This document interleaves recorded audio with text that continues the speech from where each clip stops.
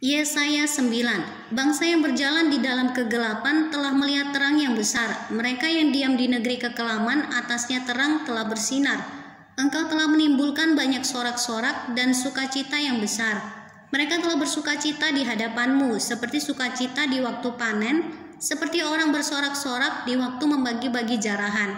Sebab kuk yang menekannya dan gandar yang di atas bahunya, serta tongkat si penindas telah kau patahkan seperti pada hari kekalahan Midian.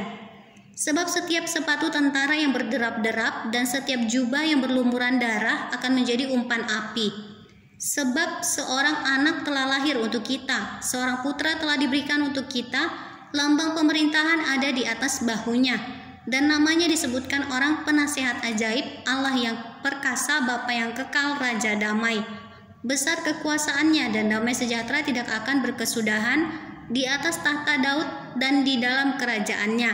Karena ia mendasarkan dan mengokohkannya dengan keadilan dan kebenaran dari sekarang sampai selama-lamanya. Kecemburuan Tuhan semesta alam akan melakukan hal ini. Murka Tuhan terhadap Efraim. Tuhan telah melontarkan firman kepada Yakub dan firman-Nya itu menimpa Israel. Biarlah seluruh bangsa itu mengetahuinya, yakni Efraim dan penduduk Samaria, yang berkata dengan congkaknya dan tinggi hatinya, tembok batu bata jatuh, akan kita dirikan dari batu pahat. Pohon-pohon ara ditebang, akan kita ganti dengan pohon-pohon aras. Maka Tuhan membangkitkan para panglima Rezin melawan mereka dan menggerakkan musuh-musuh mereka, orang Aram dari timur dan orang Filistin dari barat. Mereka menelan Israel dengan mulut yang lebar. Sekalipun semuanya ini terjadi, murkanya belum surut dan tangannya masih teracung. Tetapi bangsa itu tidak kembali kepada Dia yang menghajarnya, dan mereka tidak mencari Tuhan semesta alam. Maka Tuhan mengerat dari Israel kepala dan ekor, batang dan ranting pada satu hari juga. Tua-tua dan orang yang terpandang itulah kepala, dan nabi yang mengajarkan dusta itulah ekor.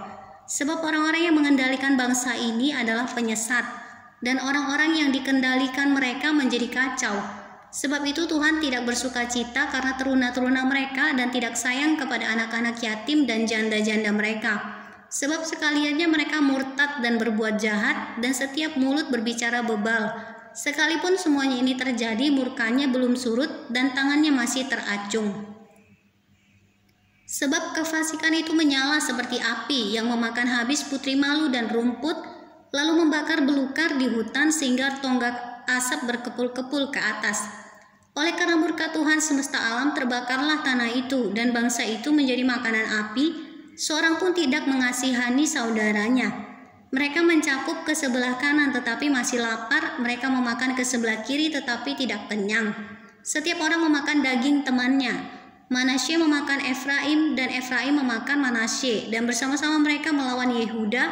Sekalipun semuanya ini terjadi, murkanya belum surut dan tangannya masih teracung.